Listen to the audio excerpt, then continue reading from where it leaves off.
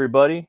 Welcome to Open the Gates. I am your host, Matt Burke, and tonight we're going to be having on Matthew Fowler. He's going to be talking about his book, Tiger Blue 3. So he should be coming in any second. Hey, Hello. what's up, Matthew? How you doing? Good. How's it going? I kicked myself on accident right when I was closing out my tabs. It's all good, man. I do that shit all the time. How you doing, brother? Chilling. About yourself? Oh, man, I'm chilling like a villain, man. I should be put in prison. Right. Maximum security. I'm just doing great, man. It's Halloween time. It's one of my favorite times of the year.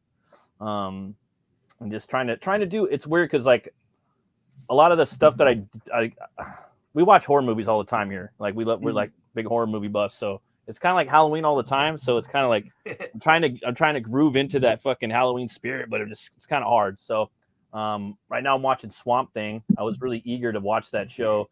It got taken off of the internet or whatnot. It was through the DC, like had their own streaming service at one point.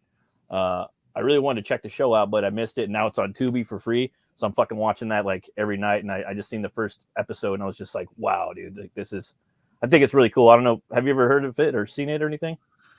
I mean, I remember the Swamp Thing movie, from the 80s when I was a kid. Yeah. Wes Craven.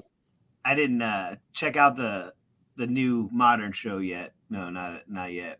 Yeah, it's good. I was surprised at how good it is. It's from the director of Underworld is he's directing it. And the guy that plays Jason in the remake, it's kind of old now, but he plays him, so he looks like him. He looks like he stepped out of the comics, Mm-hmm. And it's also produced by James Wan, the guy that does like The Conjuring and The Collector and Saw and all that other shit. So is it connected to the other DC shows like Arrow and Flash and Lois and Clark and all that stuff?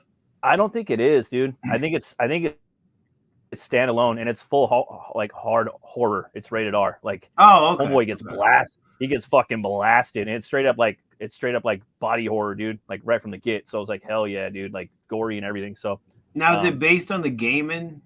Or wait, Alan Moore run?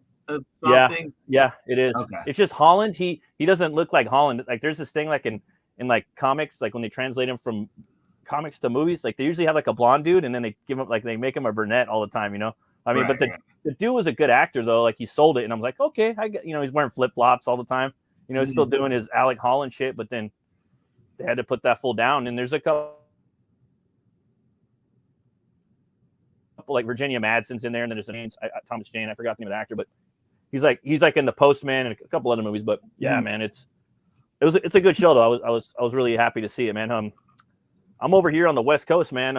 Where are you at? I'm in like Long Beach, LA County, California. I'm in Peoria, Illinois, a couple hours south of Chicago. So you're up there in the middle of the country. You're up there with the Diaz brothers and forgot, man. Sovereign Wolf. I forgot his name. Eddie Winkler. Eddie Winkler, man. I see those guys all the time when I go up to conventions and stuff. Eddie Winkler was either like the first or second, maybe third person that like contacted me when I first kind of got on the scene with this, Comicsgate independent movement or whatnot that we're doing right now. Right. I always remember. Just I'm horrible with names. But yeah, man, I can't wait for whatever the fuck else book he's got coming out. I think he's working on the sequel to Sovereign Wolf. Oh yeah. And I've seen some of the art for it. He showed me up at Fan Expo, and I mean, it looks just as good as the first book, if not a little bit better. So I'm excited for him to come back. Yeah, man. I've been really digging Tiger Blue, man. I've got the first two campaigns. I backed those. Nice. I love Jose's art. I think he's one of the visionaries. I throw that term around sometimes, but there is just some artists that are visionaries. Him, Kenneth Rocafort, Preston Azevedo, Jason Bascom. There's just these guys that just stand out. He's one of them.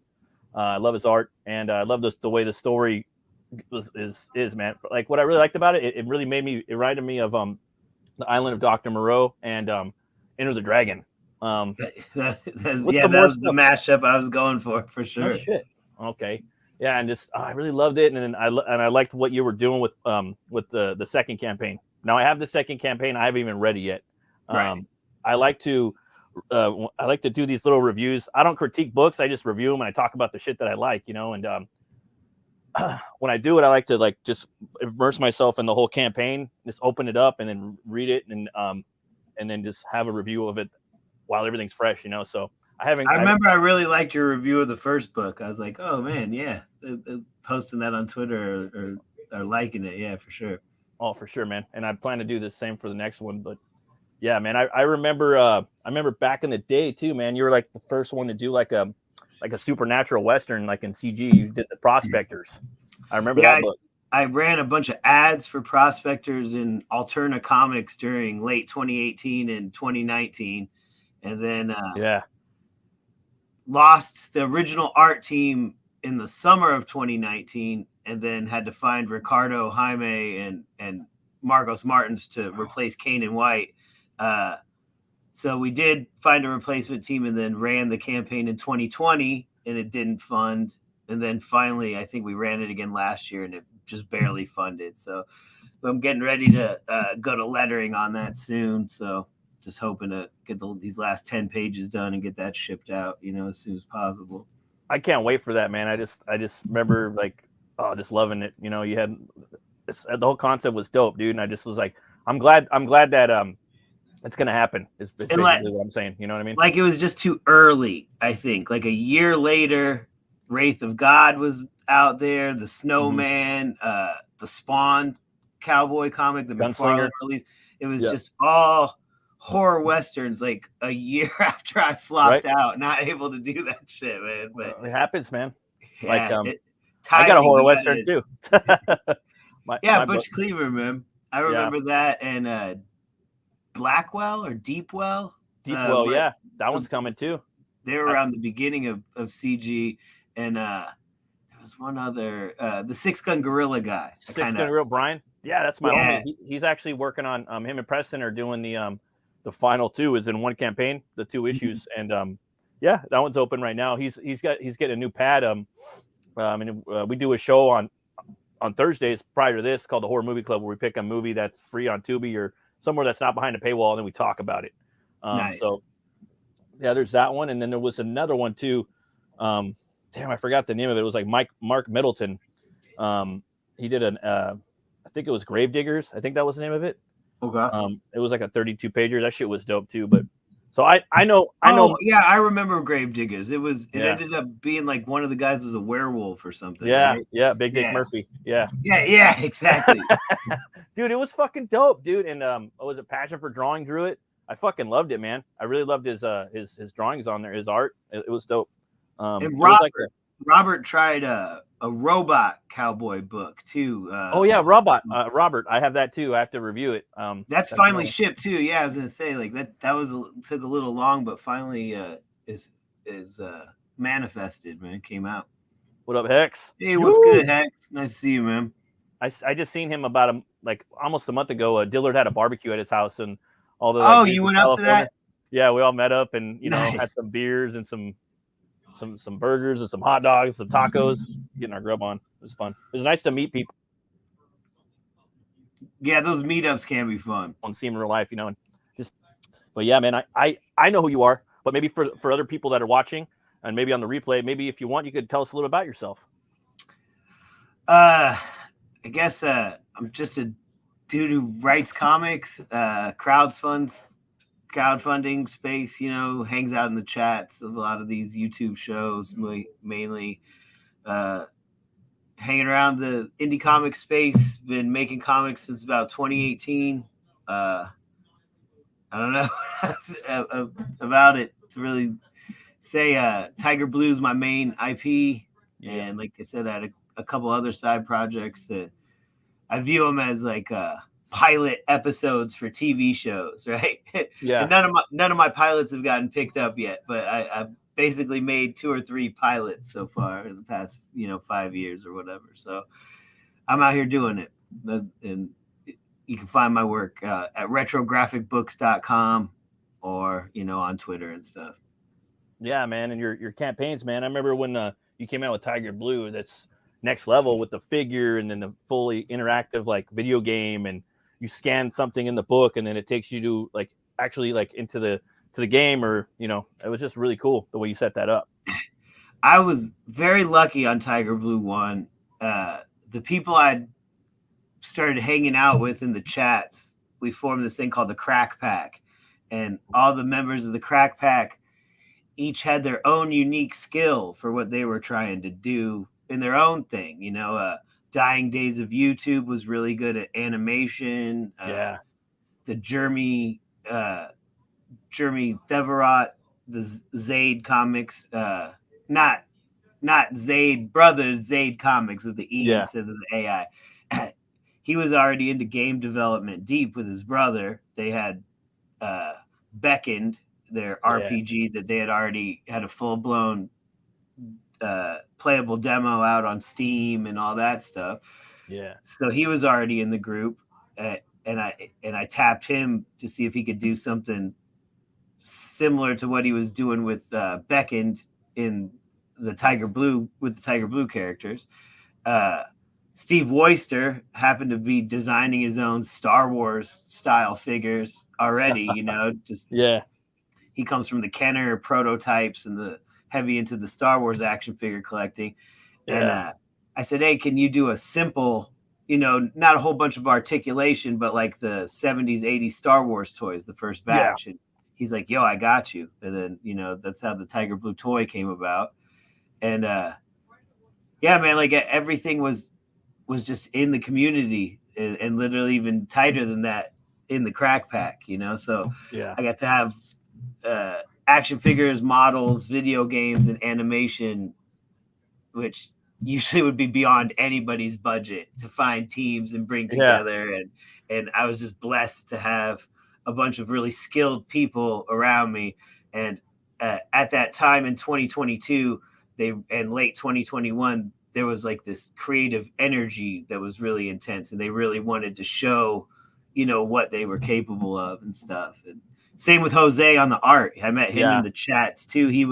They would make fun of him, call his art bisexual lighting, and make fun of his they'd call it Cal Arts style or whatever of the closer to animation, where his career has taken him, and Tiger Blue is a complete different look than that for him, like stylistically it's all black and white and very rendered instead of simplistic cell shading techniques, and it adds that real weight and depth to the character. But man, I was lucky enough to come across him in the Crack Pack chats too, hanging out, and I was like, yo, I've got this old comic book I made in 2018, did a bunch of designs for, and just never got it going. The deal when you hire someone for 5 pages and then they disappear, that type of stuff goes on. And I was like, here's the design schematics and turnarounds and character sheets and stuff. I was like, why don't you do me 5 pages? Right. He turned them in, and I was just like, oh wow, this is kind of like awestruck. This is like awesome, man. So and he's been working on it ever since. Even when he gets bigger jobs or moves on to higher stuff, he still comes back and does the Tiger Blue when he gets a chance. So I'm stoked about that. I got to get him on the show too eventually. I'm gonna get him one of these days. He's a real inspiration too. Him and Bancroft. Those guys are just real go-getters. You know what I mean? Really hard work ethic. That I think a lot of us could strive to. I remember because I backed a few of Jose's books, and I get his emails. I'm just like, dude, he's crushing 4 books a year. So and it's just there's no excuses either. Well, what's your excuse? Look at Jose over here, so everyone does things differently, but it's just that work ethic. What are you going to do for you to get yourself to do the best you could do? And to be fair, Jose's from the animation space. So, he's worked on Voltron, Kung Fu Panda, stuff along those lines for Netflix and DreamWorks and stuff.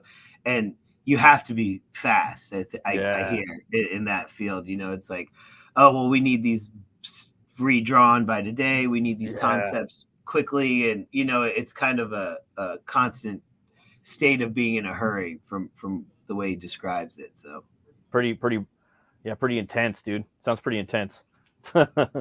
Oh yeah, man. As far as like your influences, man. Who are some of your favorite writers that you draw inspiration from, and some of your artists too?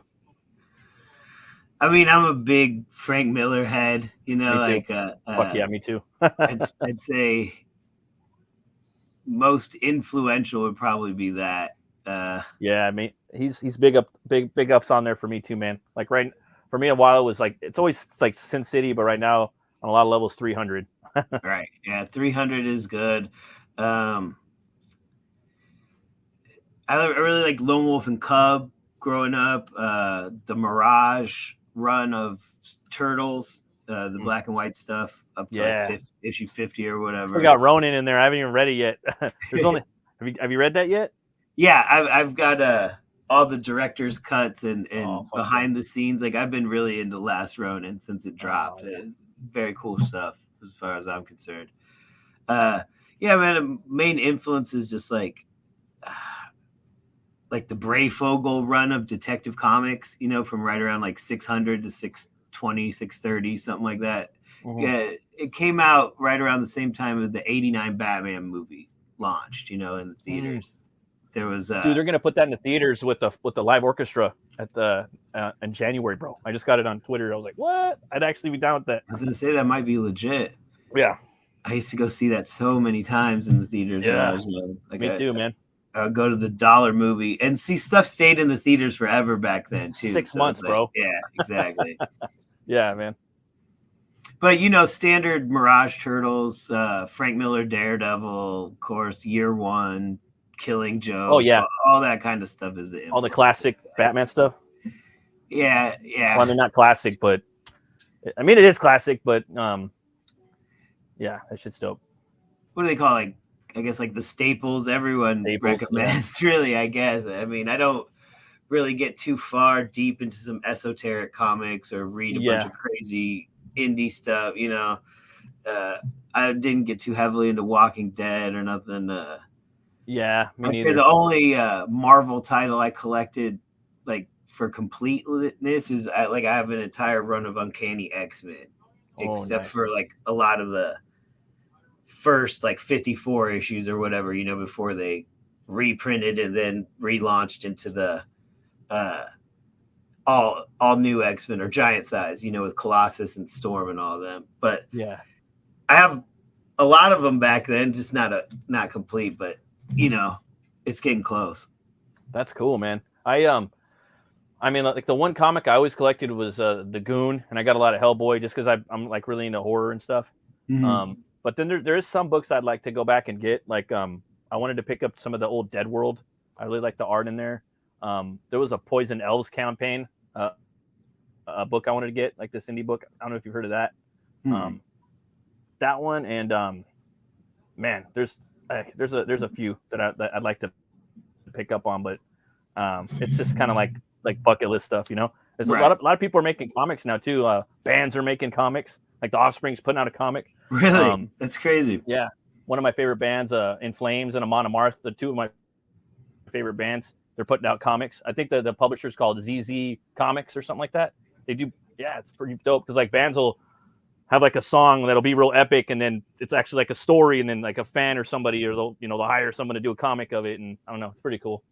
I think didn't Megadeth do something with DC last year or something? I remember seeing so. that. I think so. Yeah, there's two big companies, dude, that do rock and roll. Yeah, because I have a local comic store. I'm actually going to do a signing there on the end of the month, and do some Butch Cleaver books. And I picked up this previews mag just to see what's going on. I pump in there every now and then, and yeah, they had the Crypt Hidnals book in there, so there was some. Oh, nice. My guy Ollie worked on that. Yeah, dude. Yeah, you got a favorite metal band? Shit, nah, I'm not big into metal. What about rock? You into rock at all? Not really. I listen to more shit like Wu-Tang Clan and Cypress Hill and fucking, you know, De La Soul, kind of 90s hip hop shit. Who's your favorite artist? You got a favorite artist? MF Doom. Okay, I've never heard of him. He's the guy that wears the Doctor Doom mask and like Oh shit. has his whole career is just his gimmick was like jacking samples from the old Spider-Man and Fantastic Four cartoons and shit like that, and remixing, Sesame Street and Scooby-Doo and all that type of shit. Kind of crafted the sound of all those old 70s cartoons in his albums and shit. So that's crazy. That with he's I don't know, just look him up. His name's MF Doom. MF Doom. Yeah. Cult classic. A lot of my buddies were in the underground dude. We're into rap. He's a big underground dude, huh? Well, he died a couple years ago, but yeah, before he passed, it was decently known. Have you ever heard of a rapper named Necro? Yes. Yeah. Necro, he hangs out with Cage and fucking all those fucking nonfiction dudes. Yeah, I've heard of Necro before, man. I think he's like a death rap kind of guy. I just remember him from like 20 years ago. Yeah, man. Oh, wait, you're from Chicago, so you know Twisted then, huh? Oh yeah, I've heard of Twisted. That dude was really popular about 20 years ago, I'd say. Yeah, I remember. Everybody used to listen to him over here. I mean, yeah, he was like a pretty popular because he could rap so fast and he had decent beats on a couple of songs, and yeah, it's pretty interesting. Yeah, man, that's crazy. I was wondering, man. I actually have the campaign up right now. If you like, I could share it for Tiger Blue 3. Oh yeah, go ahead. Cool, awesome. Yeah, man, this campaign looks dope. I can't wait to check it out right now. Yeah, we were supposed to launch last October, but because of printing delays and whatnot, we ended up delaying it to this summer. And before we knew it, it was like the last couple of days of summer and we hadn't launched it. It was like, oh no, we gotta get this out there. So we launched the last day of September, I think. It's like the 22nd or something like that, I think. And yeah, man, I mean, it's going like it's going. We're crawling there, almost halfway funded, almost halfway through the first 30 days. So, it's a crawl this time. It's pretty good. But it's a crawl. We're working You're gonna on hit it. Yeah, no, for sure, man. I'm really digging this fucking cover here, man. Again, I haven't read the second campaign. I know it's 4 stories, correct? Mm-hmm. Yes. Yeah. So and this third one, the third one takes place directly after the first one. So I had a feeling that was probable. Right. So that's dope. If nothing is missing by reading them out of order, I'd say. Oh, okay. That's cool, man. I really like the way you guys did that. I really like it. It happened because book 2 was comprised of 4 single stories. They all tie together though, but each story was supposed to be drawn by a different artist than Jose and come with the first book. So like the first supplemental story should have came with issue 1, but it didn't hit the 20K stretch goal. We only got to like 17. So we had this Mike Barron script still sitting around. Yeah, Mike as Barron, well as the other scripts from Vaughn and Sweetcast and Narwhal. And Jose said, well, I can just draw these, like, and get them done. We don't have to wait for the other artists. And he did it so fast, we launched it as Tiger Blue 2 last July, and did the big summer blockbuster with all the writers. And yeah, man, it was done and ready to ship by October, but we just had trouble with the printer. But out of your hands. It's crazy in indie comics. You never know what's going to happen, I guess. You don't, man. And you can only plan for so much. You can only play God so much. You know what I mean? And forecast, And so you read the first book then, right? Oh yeah. I haven't read the second campaign though. I want to immerse myself in that. So remember when he gets bit by the snake dude and starts hallucinating, right? Oh yeah. Yeah. And then the samurais, he's seeing them as paintings, but the samurais he's not supposed to touch, he ends up fighting, right? Yeah. They stab him full of those swords, and he bleeds out. I love that image. Yeah. Until he stops hallucinating, right? Because like he bled out so much, the venom from the snake bite like kind of wore off, right? Right. And then he stops seeing them as paintings and starts seeing them for what they are, and then grabs the swords out of his back and kills them or whatever, right? Yeah. Then right before he fights that doctor dude, right, that takes the serum and gets all buff, he dies. He collapses and dies from the injury of all this. Because a lot of people who review it are like, oh, he got 17 swords in his back and was fine. It was unrealistic. And I was like, dude, he dies like a few minutes later from that shit. Yeah. But whatever. So when he's dead on the ground, before Nurse Violet revives him with that Pulp Fiction style shot to the heart. Eric Stoltz. Right. Yeah. Yeah, exactly. When he taps the chest. Yeah. The breastplate. So in that few minutes or whatever, few seconds, he's technically dead, right? So in Asian mythology, when you die, there's these two ogres or demons that guard the gates of hell, and that's the ox head and the horse face demon known as Mezu and Gozu. And that's the plot for part 3, is when he was dead, hell was supposed to claim his soul, but he came back to life, and they're supposed to come bring him back, because he wasn't supposed to be. They're taking him back to. They're trying to take him back to hell, huh? Exactly. Damn, that's fucking metal, dude. I like that, man. I love this image right here, man. Wow. So then in book, that's a cover, huh? In book 3, So in book 3, the only place he thinks is fortified enough to like hide out and fight them in using the terrain to his advantage is the mob's base in Chicago, which is like very nice. A skyscraper under construction on one side, but the bottom is like the subterranean kind of Al Capone vaults scenario, like the bootleggers. Right. So he's got to go back to Chicago and kind of like catacomby a little bit, right? Get back in with the mob, and so it's mobs versus gods, basically. The mob versus gods. No, that's cool, man. And I had a feeling like you were gonna bring it back a little bit to that. You know what I mean? Because it had the whole mafia thing. We were talking about Dr. Moreau and Enter the Dragon, but it also had this, a little side of the mafia, and the bootlegging and whatnot. You know what I mean? So because that's what they're ultimately using the weapons for, is as mob enforcers or whatnot. Yeah. That's cool, man. I can't. That sounds. I can't wait to read this. I am definitely gonna back this book. Nice. Yeah, dude. Oh, I love this. I love this art, dude. These. So, man, I love these baddies in here, man. The ones you spoke of from what mythology was it again?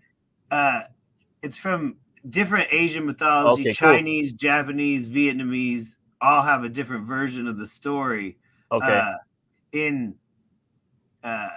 Dragon Ball Z, they're the two demons that Goku meets when he first dies and goes on the Snake Road after he was killed. Hellboy fights him in one issue of Hellboy. I might have that one, but I don't know, because he fights. They're in Lone Wolf. They're in Lone Wolf and Cub too. When hell yeah! When he gets work, he paints a image of the ox head and the horse face and hangs it on the tree, and then the people make the stone map underneath it, and then he follows the stone map to the gold bars and the assignments every time. It's kind of like the dead drop thing he uses to get his jobs as an assassin. But yeah, he draws those two demons from the gates of hell, and it's like I looked them up, and it's like, oh yeah, okay, so these are a real thing. I was needing to create, if Tiger Blue is my Ninja Turtles, right? Right. He needs a Bebop and Rocksteady, right? So okay, yeah. Okay. These guys are my Bebop and Rocksteady, and we'd already blown through public domain monsters in book 2, you know, Right. with Draculas and werewolves and mummy chicks and stuff like that, and public domain heroes, you know, and so Black this Terror. time, yeah, Black Kid Terror and all them, right? And so this time I was like, well, what other free mythologies can we tap? That's not like Norse or Greek or, you know, that's kind of overused a lot, that don't fit. Like Tiger Blue fighting like some Norse god just wouldn't jive with the you know, feeling of the story. Nah. So, but these two, like Asian, they're the perfect Bebop and Rocksteady analogs for the story, man. Absolutely, man. That's fucking awesome. I'm actually, my next book right now, I'm doing a Norse book myself, and it's called Hell War. I mean, speaking of hell, but he's got his brother locked up in hell, and he's trying to get him out.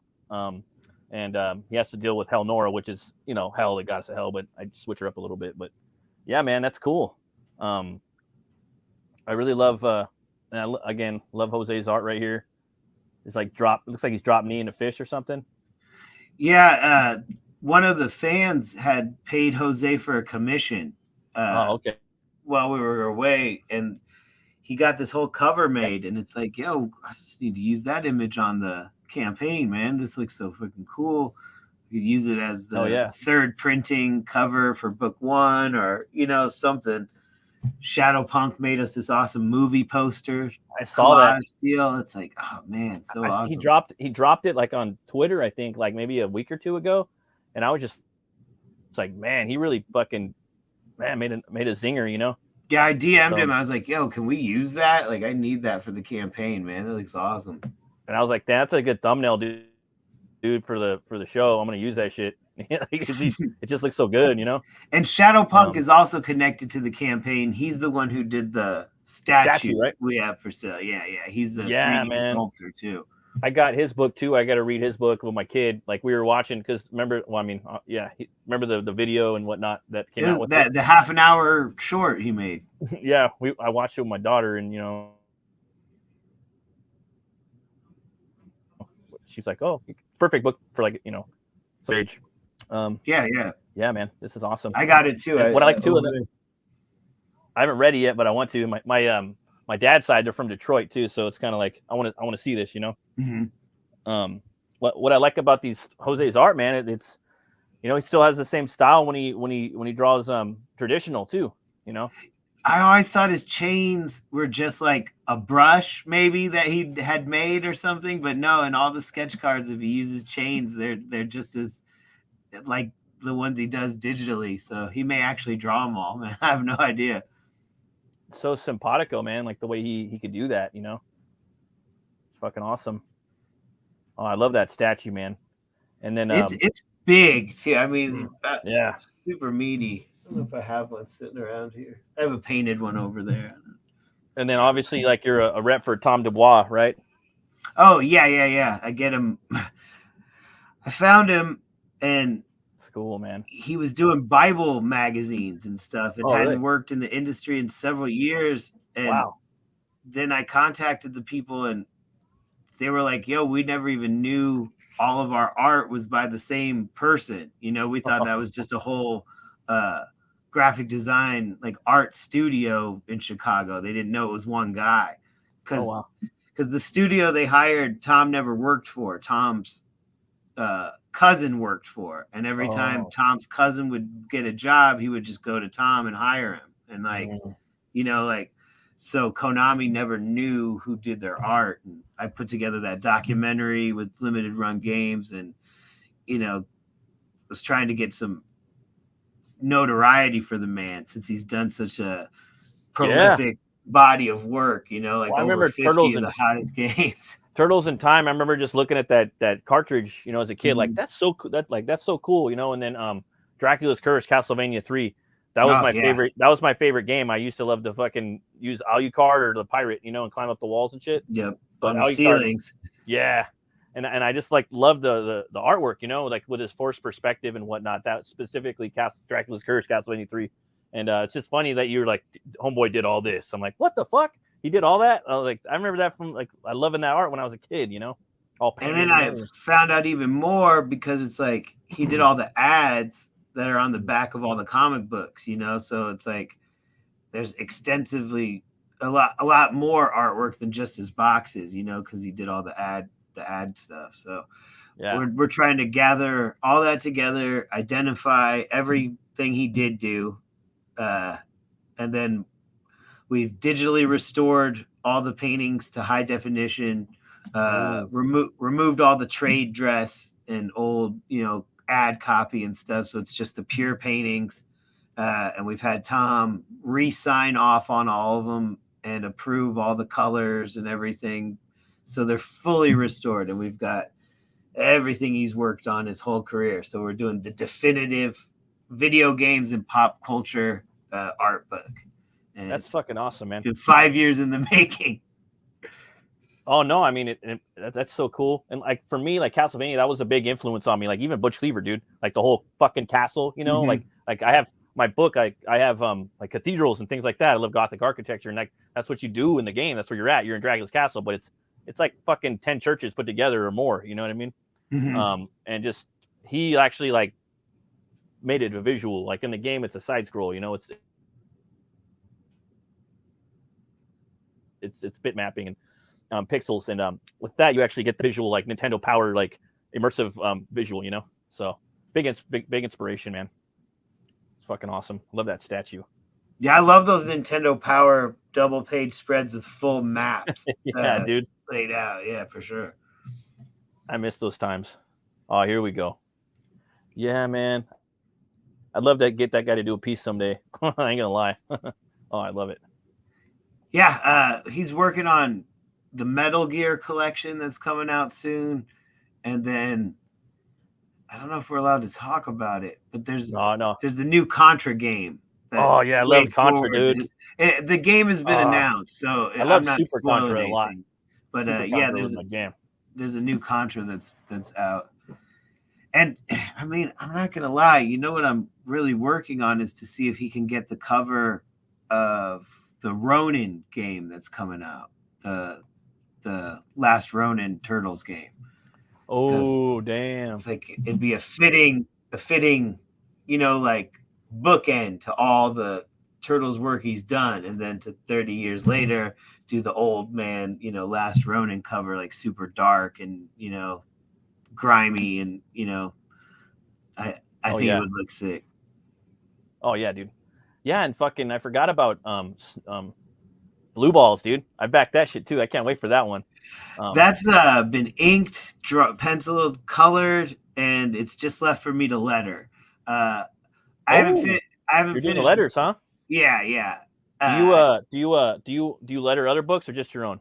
I've started lettering this year to cut costs. So the first book I'll officially do the lettering on is The Puritan, for my story in fucking Out of Obscurity over on Fund My Comic. It's a Solomon Kane story called The Puritan. Nice. And it's 8 pages, and I'm doing the lettering on that. And then I'm doing the lettering on Blue Balls.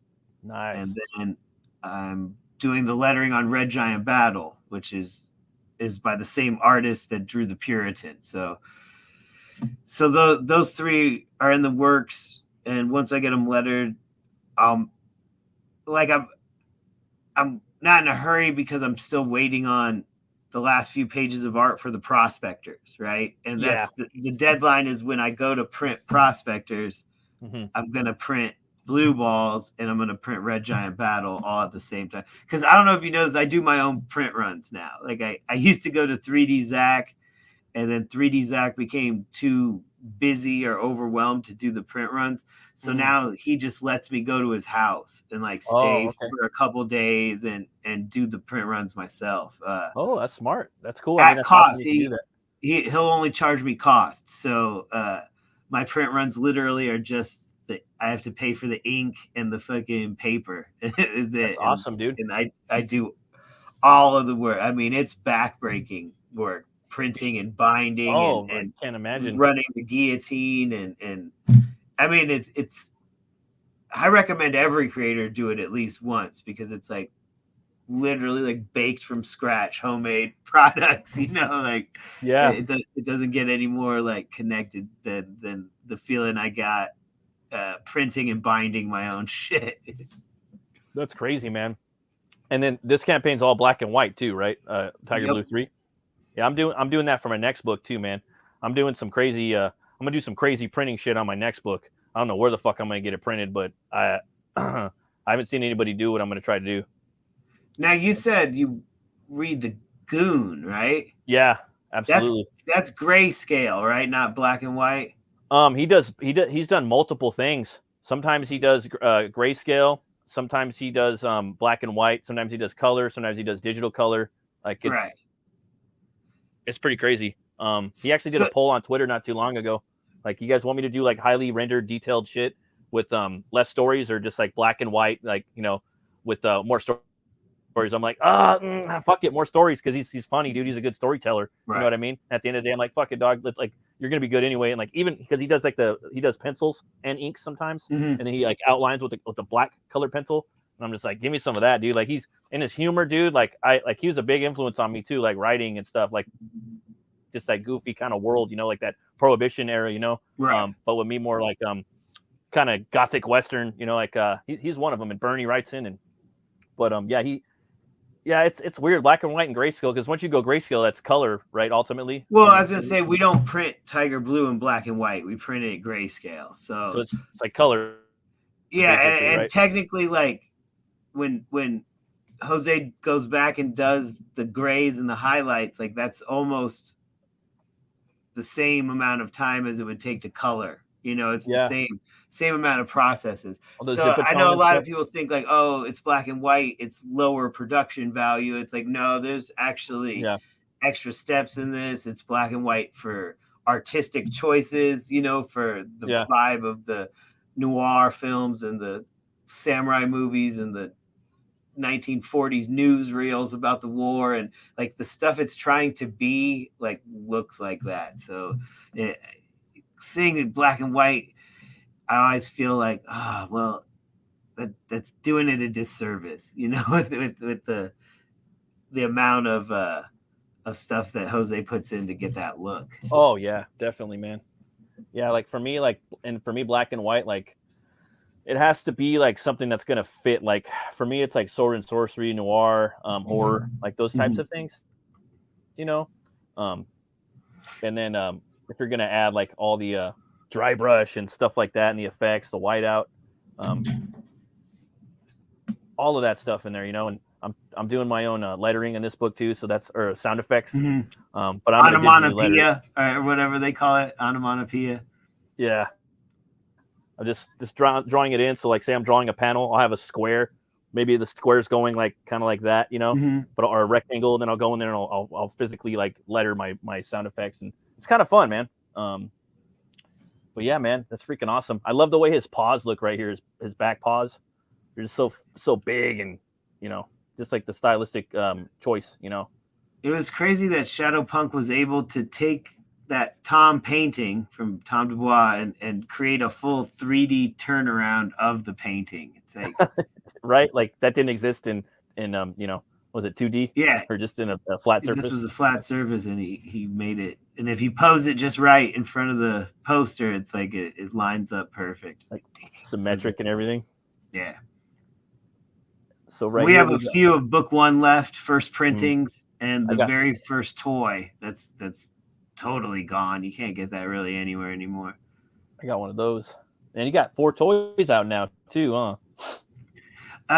Yeah, because Steve keeps telling me like, oh, we got to do a variant. The variants are cool. So we got the red, white, and blue one we did on 4th of July, and then dope. I think we did. We did the black one. I liked that one. I like that one too, man. And then dope. I think the hidden tier for emails. It's only like a red one who signed up. Yeah, it's like a Michael Jordan Chicago Bulls theme with the black and red. I think I might have got that one. I really wanted the black one though, Doug. Like that one just looked really, I don't know. I mean, they're all dope, but I mean, like for me, like the black and white one really spoke to me.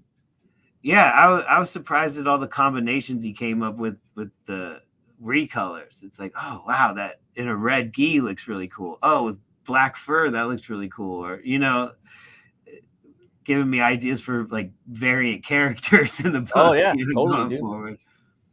I love this EJ piece right here, man. Like EJ is one of those. I mean, obviously he's like the only other guy that could draw Cyberfrog, per Ethan Van Sciver, right? Yeah, I think Ethan said if anybody else were to draw Cyberfrog, he would pick EJ Morges to do it. And it's just like, oh my god, like I don't hear much from him or see much, but it's just like fuck. When I do see it, I'm just like, jaw drop. Like he did these pieces of Goblin Girl. I was just like, wow, just totally like next level. So you guys got a 15K. Yeah, we got some stretch goals. I think we got stickers nice. and trading cards, and that's all for now. If we get there, there's more we could unlock, but for now. Yeah, this book's been a big inspiration on me though, man. Like just from a lot of different levels. Like just on like again, we're talking about Jose hustle and Bancroft hustle, but you hustle too, man. Like just what you obviously you're talking about how you do the printing yourself now, and like the game cartridges you brought out, the action figures, just all these different things, man. Like just bringing our campaign, like when someone like you comes around and puts out a book, a product like that, it's like, guys like me, we're looking, we're like, damn, we gotta do something. We got to bring something new. You know what I mean? So yeah, it was getting real like bookmark and stickery for a while, like of all the add-ons and bonuses, and people were getting real metal prints and buttons. And I was like, well, when I was a kid, we liked toys and we liked games. Dude. And like I told you earlier, I was surrounded by the crack pack, and each of these individuals all had their own skill. And man, everybody really played their part on book one and brought together the full package. In the 90s, they used to say if you wanted a franchise to blow up, you had to prove that it could be a video game. You had to prove that it could be animated. You had to prove that it was toyific, which means it could be a toy. And you had to prove that it could be like this cool, gritty black and white thing, of an indie comic, right? And that makes sense. I feel like we nailed it, like on all fronts. Like you did. 100%. We proved that it was able to be a toy, and the little 3-minute animation, and then the little one level of a video game, like all together. Like I feel if we were back in the 90s, we would have been able to pitch it to the network, and it would have been just as good on the shelf next to Inhumanoids and Turtles and G.I. Joe and all that other stuff. I feel like it would have fit in back then and been indistinguishable. It wouldn't look out of place or out of time or anything, man. Oh yeah, 100%. I had this like goal, like fuck it, I'll share it now. I mean, I wanted to like eventually maybe have like a cool, like, because I have a lot of different ideas cooking in my head and stories I want to tell. I could focus on one and then just die, but there's a lot of stories I want to tell, Matt. So I know how it is, man. I'm trying to like do like every 2 years do like a new kind of, I hate to say the word IP, but it's a new fucking IP, like new, and they're all connected, but I want to do something new, But anyways, I'd like to like one day like maybe have like a cool kind of like TMNT type thing where I could put it as a Saturday morning cartoon on Tubi. You know what I mean? Where like fucking, because Tubi has all these 90s cartoons I didn't even know of from back in the day, like Conan and like Kong and all. I'm watching it with my kids right now. They have everything you think of. Toxic Crusaders are on there. Bro, I'd watch Conan on Sundays. It would come on, man. He fights that snake dude all the time, right? Yeah. Always, like Dathamon or something. Dathamon, yeah, man. It's hard, dude. We're watching it. Like there's so many on there though, dude, like right now. And I'm just thinking, dude, there's no fucking Saturday morning cartoons, bro. Like what if I like went to Tubi, it's a free network, and be like, hey dude, can you guys drop this shit like every Saturday, like imagine that like an indie artist, came up with like a cool, like, maybe like an all ages, like, a cartoon that someone liked, maybe not, maybe something like Tiger Blue, where like the boy and his son will watch it, or the boy and his daughter, and it's something cool like that. You know what I mean? You got the toys, you got the video games, you got the fucking comics, you got the, the indie, comic like this. So I don't know. That's just something I always thought would be cool, man. Like, I think that would be like a cool network to do it on. At least right now, I don't know where it's going and how things could change, but Yeah, man. It's just all about funding, you know, to getting those episodes in the can, you know, getting those people on some sort of payroll to do, you know, what they do. And that's where it becomes like really expensive or not feasible, you know, to get involved in any of that. But hopefully some people will see what we're doing down here and investors will eventually come around. Jump down here. Is what you can hope for. Or if not, just make sure to have fun making the comics while you can, you know, doing the comic thing. Oh, yeah. Oh, for sure, man. I was going to ask you, dude, you got a favorite movie? Shit, I like the Akira, Blade Runner, nice. Predator, True Romance, and like probably RoboCop. Like that's like my top 5. So RoboCop's in my top 3. Like it's tied up with Conan and Bram Stoker's Dracula. I don't have Akira. I still need to buy that. I need to get the book and the movie. I kind of want to get them both. I like They Live. If you don't want to count Akira because it's a cartoon, I'll throw They Live up in there. Dude, fucking love. And Carpenter, he's just like, you know, one of my favorite directors. I love They Live. It's on Tubi right now. I really like The Faculty. It's like a Robert Rodriguez. Yeah, and it's got the Terminator from Terminator 2. Robert Patrick. Yeah, that's a solid movie, dude. Good fucking sci-fi horror. Kind of like and like kind of reminds me like those Goosebumps books, you know, where my teacher's an alien. You know, it's like growing up in like the early in the 90s. There was books like that, dude. You know, so when that movie came out, I could kind of jive with it a little bit. Class of 1999 was one I watched as a kid, where like the teachers are Terminators, pretty much. Like they're like robots underneath, and the state hires them to handle all the delinquents, and then one goes rogue and start killing everybody. You know, they gotta stop the Terminator teacher. It's just like The Faculty, though, like same type of vibe, man. Class of 1999. That's cool. I have to check that out. Maybe it's on Tubi or something. There's so many movies on there. That's my favorite network. But have you seen I was going to ask you, have you seen the RoboDoc? What is, like a documentary on RoboCop or what? Yeah, dude. It's on like a Prime.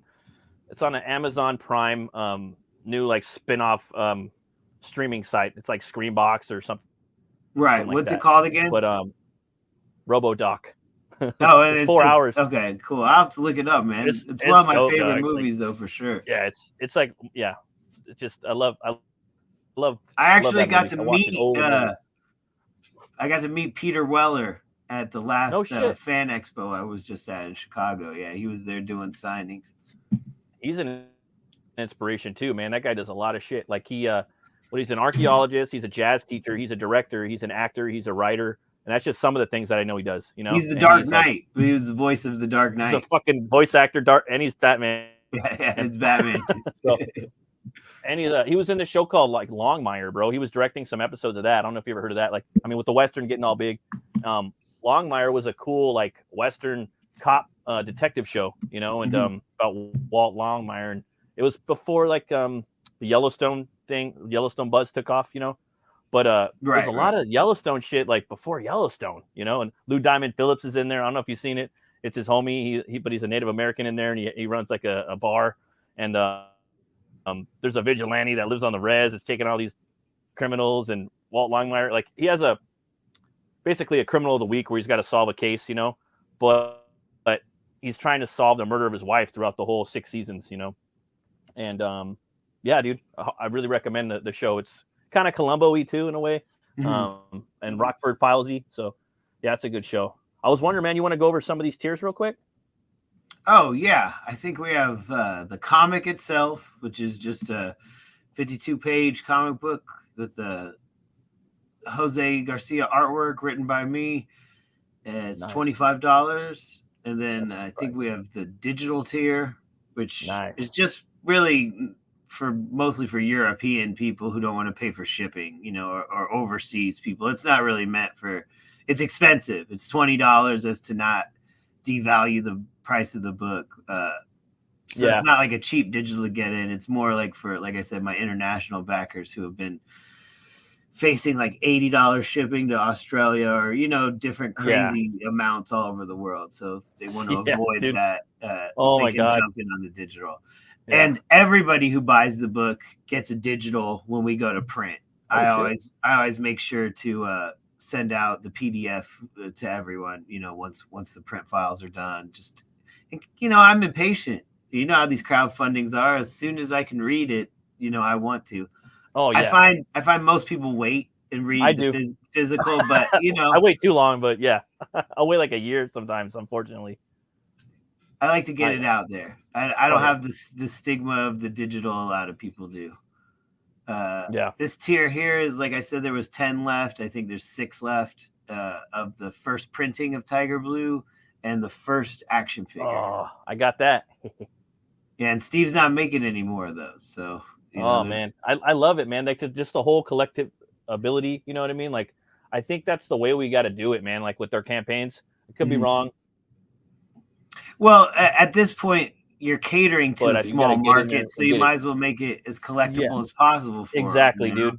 Yeah, I think that's the only way to do it, man. And like, you have to be hard and firm. Like, dude, it's gonna end now, and because at this point, like, we're not. I mean, we get big backers, some of the big guys in our network, they'll get maybe 4,000 backers or some stuff, but in reality, that's or I don't know however many they get, maybe 3,000 or something. It's a lot, right? No, but it's not a million like back in the fucking 90s and shit. You know what I mean? So, that was a lot of speculators buying 20 copies, hoping to put their kids through college one day, type shit. Yeah.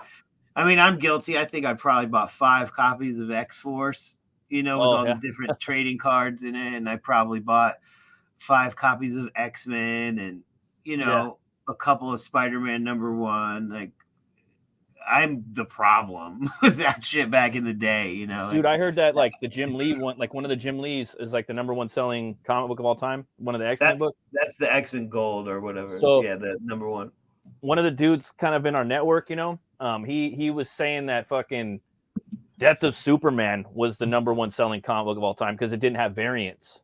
So I guess like that Jim Lee one had a bunch of variants. So that's why the numbers were so high. So he was like, in reality, Death of Superman sold more. I was like, well, I mean, that's a good argument. Because there's just the one white bagged cover, right? Yeah. And I was like, that's a good argument right there, And a lot of people were like, fuck you. Like, I think even Jim Lee was like, shut up.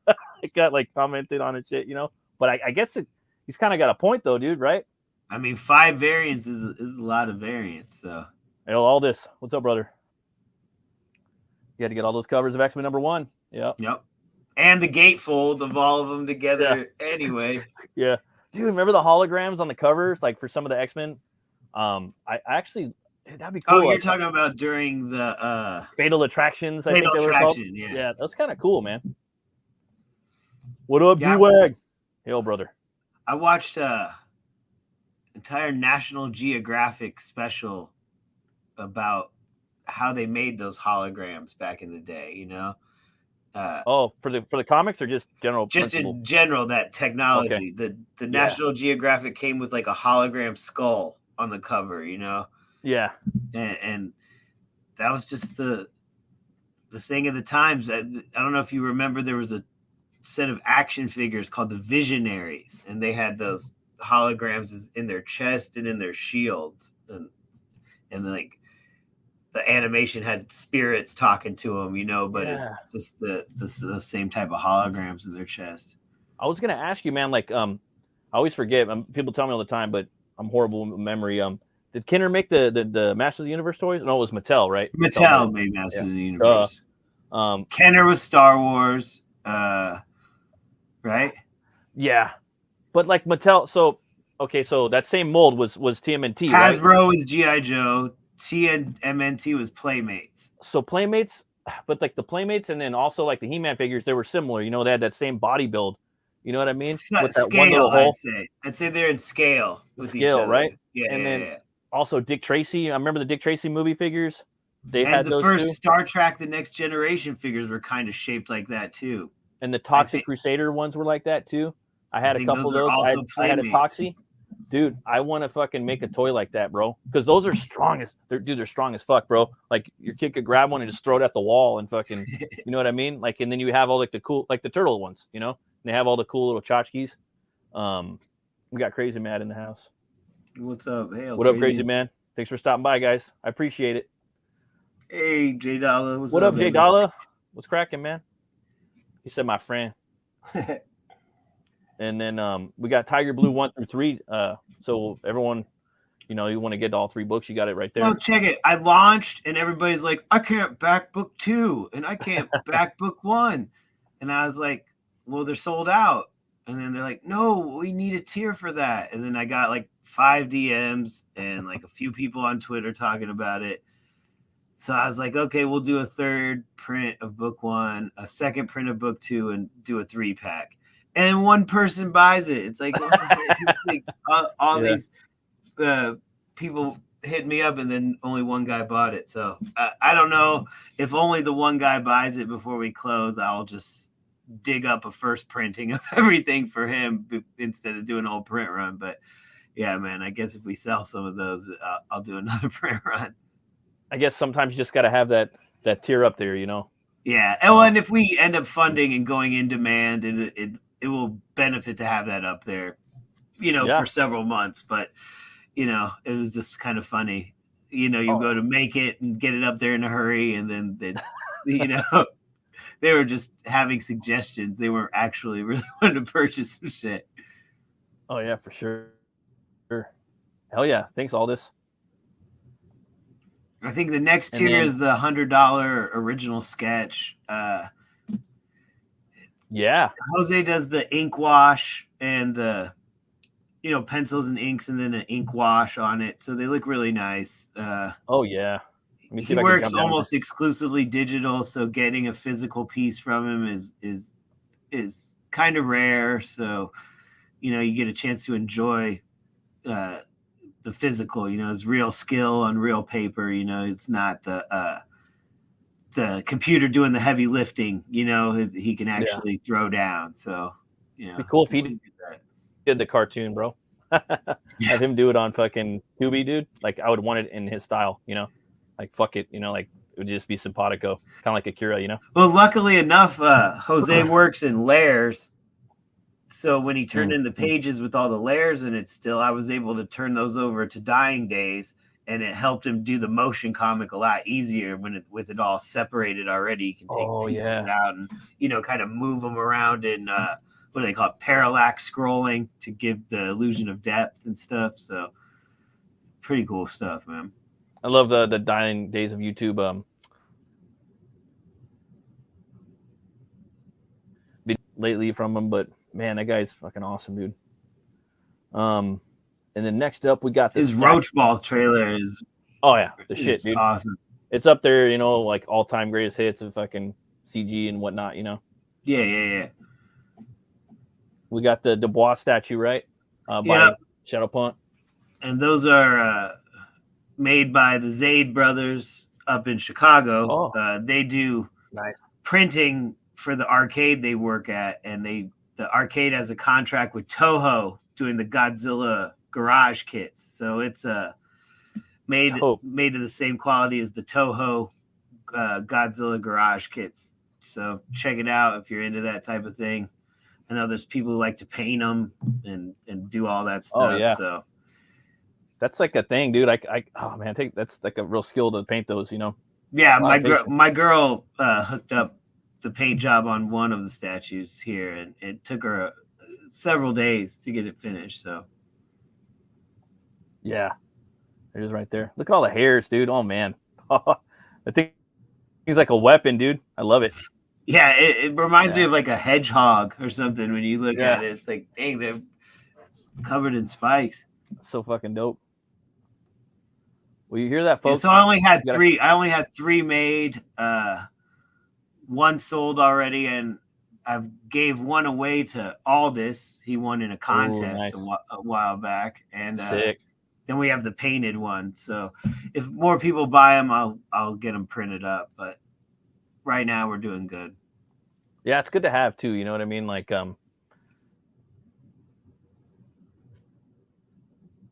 I'd love to do that someday. I know Brian Kreisgau did that for Sick Gorilla for a few things. Yeah, it's awesome, dude. Everyone watching, man, and on the replay too, come show some love to this campaign. Tiger Blue 3. We got 73 backers already, and we could use some more.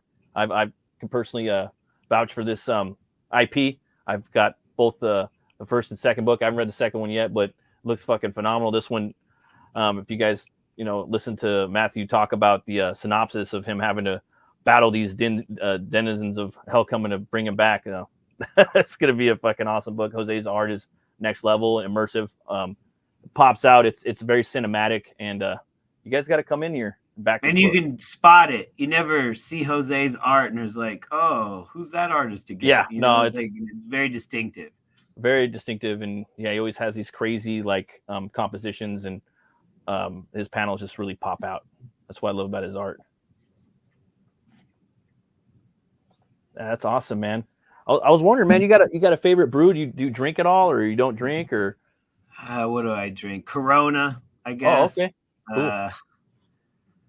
Let's see, brews that I like. Yeah, nah, I'd say Corona's my go-to beer. Have you had the Familiar? That one's pretty good. That's the darker bottle one. Yeah. Yeah, I get that sometimes too. It's a little crispier. They got a pretty good beer too called Jalisco Estrella. I got that one down in Mexico. It's very similar to Corona, or very similar to Corona. I like Guinness too, but it depends. If I'm drinking whiskey, I'll drink Guinness. Like I'll go out and drink Guinness and Jameson, or I'll go out and drink Corona and Cuervo, or whatever. So but I never mix. You know what I'm saying? It's like I got certain beer liquor combinations that I stick with. In order to avoid like getting like I don't know, know thyself, dude, or just in pain more than sick. Gotta drink gin and like some Bud Light or something. Like I'll be tore the fuck up inside. Like I got. Oh yeah, I got my certain shit that hits right. Oh yeah, for sure, man. You got to know thyself. I love Guinness, man. I want to go to that brewery someday. My boss went there and said it was pretty dope, man. In Ireland. One day I want to travel over there. Like we've got a couple craft beer houses here, or like this video game bar called 8-Bit. That's like a craft beer video game thing. So if I'm on a date, like I'll fucking do the samplers and try all the, Scar Laser Ale and, all the crazy Devil Horn brew company, and all the weird indie brews and shit. Yeah. But I've never found one that like, oh, I'm gonna make this my like main squeeze type situation, Oh yeah. For me, like I pick up different brews for like I do my little reviews for the books, and I kind of try to like cornball cheesy, like tie them up with it, for fun, because I can try different beers and stuff, and it's fun. But I like the Weihenstephaner by Vitus. That's a really cool brewery. They're like one of the oldest ones, if not the oldest brewery in the world. And it's like a dark Hefeweizen or Hefeweizen, however you want to say it. And it's just really smooth and carbonated and bomb as fuck, dude. It's like a 7%, but it is smooth. Like even my wife, she likes it, and she don't even drink. She's like, this is pretty good. Have you heard of Dragon's Milk? Yeah, I've actually had that. Yeah, it's pretty good. My wife brought home a case of this Dragon's Milk, and she's in the kitchen cooking, and she got it because she wanted to use some of the bottles on the roast. We were slow cooking a roast, and she wanted to soak some expensive beer in the roast we're cooking. This bitch drank 2 bottles of this shit and was like floored. It's like it got her obliterated to where she was like sitting on the toilet, like spinning, she's just like holding like her head like this, sitting down, like spinning. I'm like, bitch, you drank 2 beers. And I looked it up on the thing. I was Googling the back of the bottle. It's like, apparently, like, this shit will fuck you up. Like, just a couple of beers has dramatic reactions on some people. And it's like, it must be like something in the brew, like it's some beers. Like for me, I have this rule, like if I'm going to go buy beer, like just to drink, like I'll go to the beer store, and usually where I go, they'll have a lot of beers, dude. They'll have like 25, like 2,000 singles that I could pick from, and I'll pick. I think it's 11%, maybe. Does that sound right? That's a lot. Yeah, that's a lot. Yeah, dude. It's really high. At that point, it's like for me, like once I get up to like the 10 area, that's like a shot already. So it's like, or 2 shots. So it's like, might as well just drink some whiskey or something, So and it's smooth. That's the thing. I drank one of the bottles because she poured one in the rose, drank two, and then there was one left. And I was like, let me see what this is all about. Give me that. And it went down fat. You know what I'm saying? It was very smooth. So I could see how just a casual beer drinker would like put back a few of them. And yeah, see, all this knows what I'm talking about. Yeah, I've had that shit before. It's pretty good. I know our boy Death Metal Hero drinks that too. That's a sweet C flag. We never see Maddie's full back. Oh, Sega flag. He's talking about my Sega banner. I don't know why I said C. I didn't even need a new prescription, Matthew. My eyes are fucked up, man. And then also Aldous was saying that Jose Garcia's art really sings with Tiger Blue. It's not my bag, but man, does it work with this story. Yeah. I've been told me and Jose are one of the best pairings of that work. Like some things are greater than their individual selves when paired together. You know what I'm saying? It's like, us two together is way stronger than our individual stuff. You know, like it's that chemical reaction or whatever, the right alchemical mix or whatever you call it. That's cool, man. And it's good when you have like a good working relationship, you know, like you think of John Carpenter with, you know, Russell Crowe doing Elvis, and then The Thing and Big Trouble, and then, you know, Escape from New York or whatnot, or you got like Mickey Rourke and what is it, Robert Rodriguez, and he also uses Danny Trejo. Yeah, he used him in Once Upon a Time in Mexico too. And he uses Danny Trejo a little more, I guess. But he uses him in Sin City. But it's like, I don't know, man. Some people just like they find a good working relationship and they make fucking magical art. That's just the best way I could put it. Magical art, you know? Yeah. It's art and it's magic, whether it be film or comic or movie or video game. Yeah, I was lucky finding Jose hanging out in the chats, you know, down at the steak streams and fucking crack pack and shit. Yeah. Love those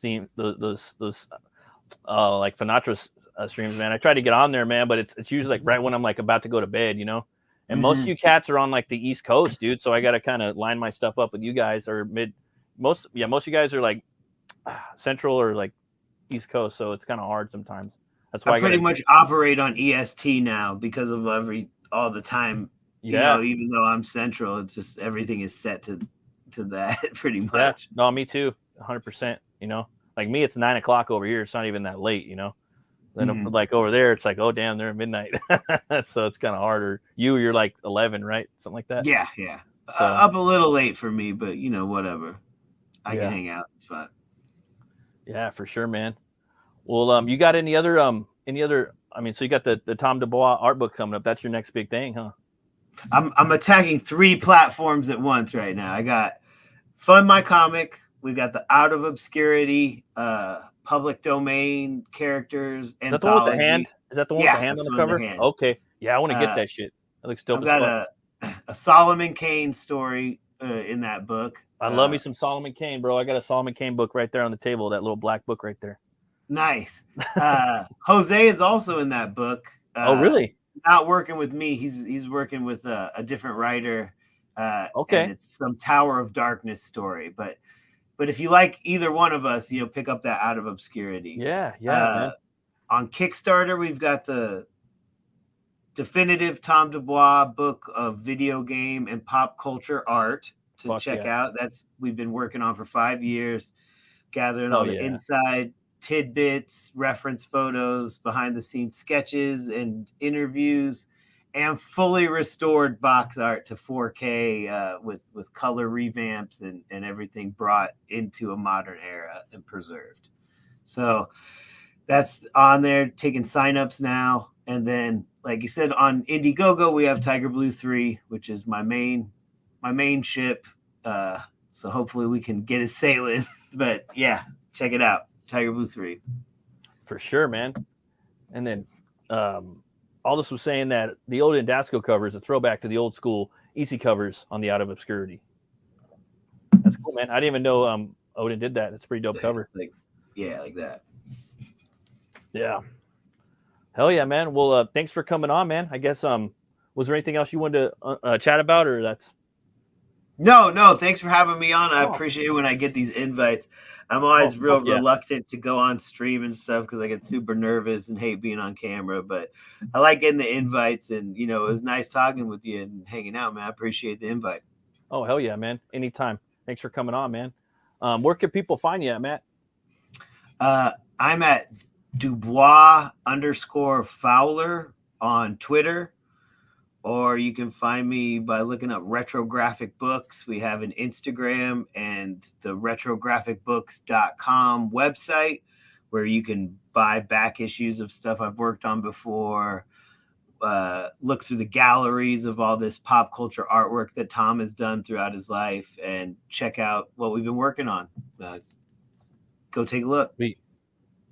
Hell yeah. Let's see here. Fowler, you're welcome anytime on the gutter, as is Matt. Oh, fuck yeah. I'm going to have to go on there, man. Yeah, I love the gutter. That's where Aldous does all those shows about pulp and older stuff. You're a dope streamer. Oh, thanks, Crazy. Just look for who was telling you, Candy, to wait in the fucking car. That's because I told that chick, like, the men are talking, go wait in the car, Candy, or whatever. Doing that shit. Oh, shit. Oh, yeah. I think I kind of remember some of that. Yeah. Over the Spencer's deal. They were fucking over all those creators, right? All 7 creators. Yeah. That's sad, man. The fudge incident. What was that? Oh, yeah. And oddly enough, when people say that, I always think about I always think about RoboCop. You know, when I don't want to hear anybody talk about strike. We do not strike. We are police officers. Like, I don't want to hear anybody talk about fudge. We do not. I don't know why. I just think of that line in the movie whenever I hear people saying, we tell about the fudge here. Yeah, we don't hide fudge. So whatever. It's just interneting, man. What I was saying is that fudge incident was how I even hooked up with Luke Stone and got on the Out of Obscurity, I think. That's dope, man. Luke's a fucking saint, man. In a lot of ways. Man. Yeah. Hell yeah, man. Well, thanks again for coming on, Matt. You're welcome anytime. I'd love to have you on again. I had a great time chatting with you, brother. Yeah, man. It was awesome. Cool. I'll check you later. Yeah. Thanks everyone everyone for stopping by, and always remember to be bold, be brave, and roll the bones to know your role. I'll see you guys later.